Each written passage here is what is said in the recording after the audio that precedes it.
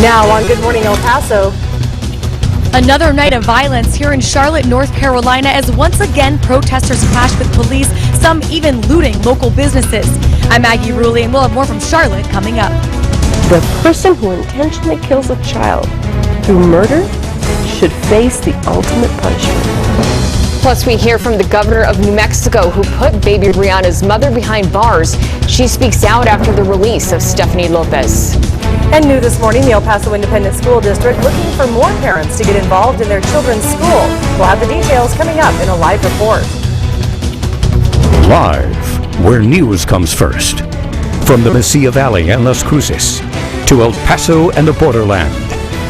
This is ABC 7's Good Morning El Paso. The scene is all too familiar overnight. Demonstrators once again taking to the streets in Charlotte, North Carolina in angry protests. One civilian was shot and is now on life support this morning.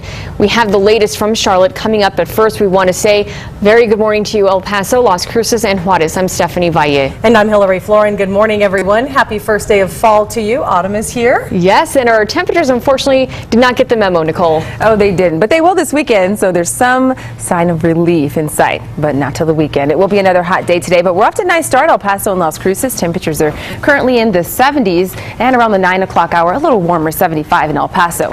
Clouds and radar showing us that we're currently seeing those dry conditions in El Paso and Las Cruces, but we still have tropical moisture in place, so I'm going to keep a slight chance for showers in the forecast throughout the entire region for today. But this weekend, we will start to see drier conditions as most of the moisture moves a little further east. Now, coming up at 6:07 with your weather and traffic on the 7s, we have a look at your ABC 7 weather net side temperatures in East El Paso, region temperatures to get you out the door. That's coming up. Stephanie? All right, thank you, Nicole.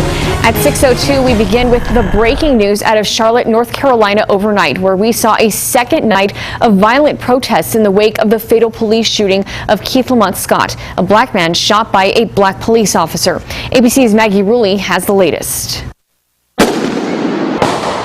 Anger and violence taking over the streets of Charlotte. At least 4 police officers are injured. And this morning, one protester's on life support after being shot in the head, police say, by another civilian. The protest started peacefully, but quickly turned chaotic. Hundreds of protesters faced off against police in riot gear, some throwing fireworks, the police firing back with flash grenades and tear gas. The governor has declared a state of emergency. Anger is building here in Charlotte over 2 starkly different stories of how Keith Scott died.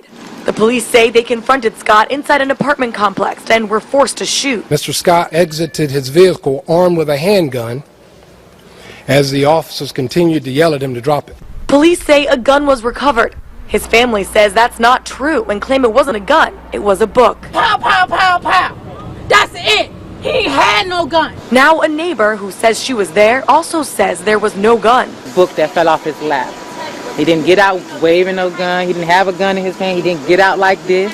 He got out like this. The officer involved in the shooting, Brentley Vincent, is also black. Oftentimes we try to make it a white-black issue. It doesn't matter if you're black or white. It's what you represent. It's the uniform you represent. And so we're trying to make it black or white, but it's really bigger than just being black and white. Police say there's dash and body cam footage of the shooting, but they're refusing to release any of that video until after the investigation, which is only angering many protesters even more. Maggie Rulli, ABC News, Charlotte. The community in Tulsa gathered last night calling for peace and unity following the deadly police shooting of a man over the weekend. Pray for you. You pray for me. You pray for me. People gathered to unite after the shooting and killing of Terrence Crutcher just 6 days ago. The unarmed black man had his hands up in the middle of the street when the female officer shot and killed him. The officer is now on administrative leave as that investigation is underway. Crutcher's funeral is set for Saturday. She was sentenced to prison for more than 27 years for not doing anything to stop the repeated rape of her infant daughter. And now she's a free woman. Stephanie Lopez was being held in the New Mexico Women's Correctional Facility in Grants. She got out on good behavior after serving 13 years of that sentence. Baby Brianna's rape and abuse case is one of the state's most notorious crimes. Our New Mexico Mobile Newsroom spoke with Governor Susana Martinez yesterday and asked her if this was justice. And no, that baby has not received justice, and that woman has not paid her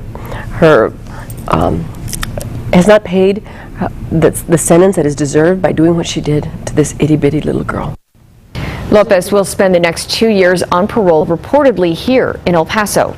Meanwhile, new this morning, a call to all parents of the El Paso Independent School District is looking now for more PTA volunteers. We have Good Morning El Paso's Denise Olivas live now with more. Denise? Good morning. And while schools like Mesita Elementary do have parent-teacher associations, some EPISD campuses don't. And one mother, Edith Velasco, who is also the newly elected she's the newly elected president of the Council of PTAs for EPISD, she says she wants to change that. We're under a very limited budget every year, and so when parents can come into the school, or even grandparents or whoever has the time to come volunteer, it's always extra work that's for free, and they're really helping children. Velasco's children attend Polk Elementary, and throughout the year, members of the PTA have a great presence on the campus. They get involved with school projects and help execute events. In some schools, Velasco says the PTA helps establish a relationship with military families who are new to the area. She says it's a rewarding experience that benefits the parent and the student. It's a wonderful thing when parents are involved in the schools, because research has shown that when parents are in the school, the students get into less trouble, their self-esteem improves, and they get better grades. Velasco says if you'd like to join the PTA, it's never too late. Parents are encouraged to contact their campus or to also sign up at PTA.org. For now, we are live in West El Paso. Denise Olivas, ABC 7. All right, thanks so much, Denise. It's that easy to do. And now it's time to get your forecast at 6:07. Hi, Nicole. Good morning. Here's a look at temperatures on our ABC 7 WeatherNet sites in East El Paso, where we're in the 70s at Loma Terrace Elementary School. Valley View Middle School, 70 is the current temperature. We're also in the 70s at the El Paso Airport, 69 Las Cruces, 57 Ruidoso, and temperatures are also in the 50s in Silver City. But we are in for another warm day today. Notice by lunchtime as you get the kids ready for school, 86 degrees, 20% chance for showers, and by the end of the school day, 93 degrees. Our clouds and radar picture showing us we're not seeing any rain currently in El Paso and Las Cruces, but we still have a chance for a few storms to develop throughout the afternoon. But I'm tracking changes to your weekend forecast. A cold front will move in. We're also expecting the winds to pick up. Which side of town will see the strongest winds is coming up in your full forecast. Mauricio? Hi, Nicole. Good morning. Well, traffic flowing well right now. The road's pretty quiet here for your Thursday morning. We're seeing a whole lot of green in El Paso. Earlier, we were seeing heavy traffic congestion on Trans Mountain heading east, but as you can see, that has improved and it is getting better. Good morning to you, Las Cruces. We're tracking speeds of 65 miles per hour right now on I-10 West. 69 if you're heading east towards El Paso. 65 your current speed on I-25. Highway 70 east of Las Cruces will remain open all day, so no issues there. Here's a live look outside on the west side. That's I-10 at Sunland Park. Coming up at 6:17 for your weather and traffic on the 7s. We'll take a look at those west side drive times. Plus, I'll have an update on closures coming up. Thanks so much, Mauricio, and we have much more to come.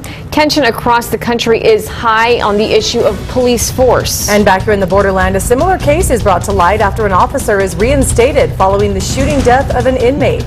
And later, Good Morning America's Ginger Z spoke with students in the borderland yesterday. We hear from students on how she inspired them. It's 6:08, and this is ABC 7, where news comes first. You're watching ABC 7's Good Morning El Paso with Hillary Floren, Stephanie Valle, and live reports from Denise Olivas.